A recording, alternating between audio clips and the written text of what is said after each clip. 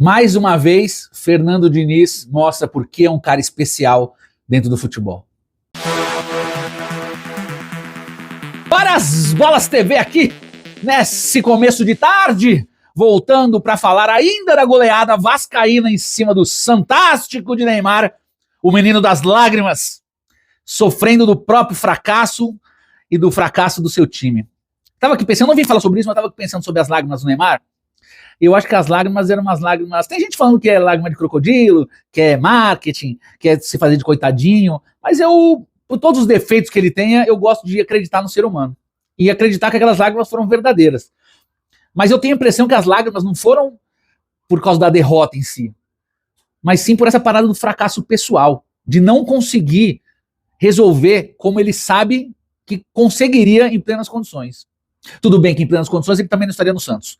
Mas lá dentro o cara falou, eu sei fazer isso, eu consigo fazer isso, eu sei os atalhos, eu tenho ferramentas, mas não consigo. Então aquele choro, pra mim, era um choro verdadeiro, mas um choro egoísta. Isso não soa como uma, não quero que soa como uma crítica, não. É ele olhando pra si falando, puta, que merda que eu tô, né? É uma pena.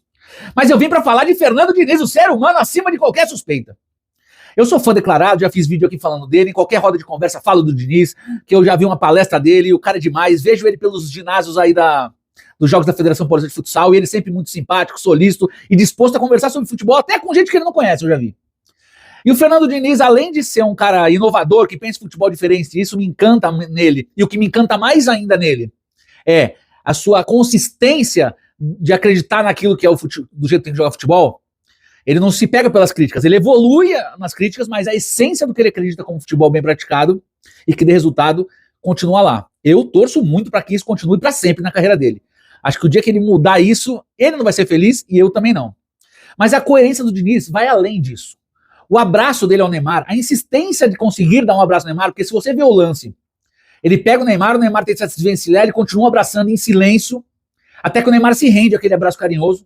E aquele abraço é muito coerente com o discurso do Diniz, de que ele se preocupa muito mais com o ser humano do que com os resultados. Ele ali estava preocupado com o ser humano, o quanto aquele ser humano estava sofrendo e o quanto ele conseguiria aliviar um pouco daquela dor. Ou se não aliviasse, pelo menos dar um colo. O Diniz é demais. E o Neymar, a hora que se rendeu ao abraço, deve ter escutado palavras que qualquer uma pessoa sofrendo deveria querer escutar.